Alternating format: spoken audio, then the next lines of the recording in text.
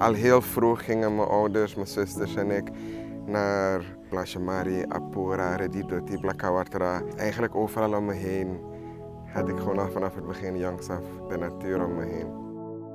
Ik ben op een latere leeftijd bewust geworden van wat we achterlaten voor de volgende generatie.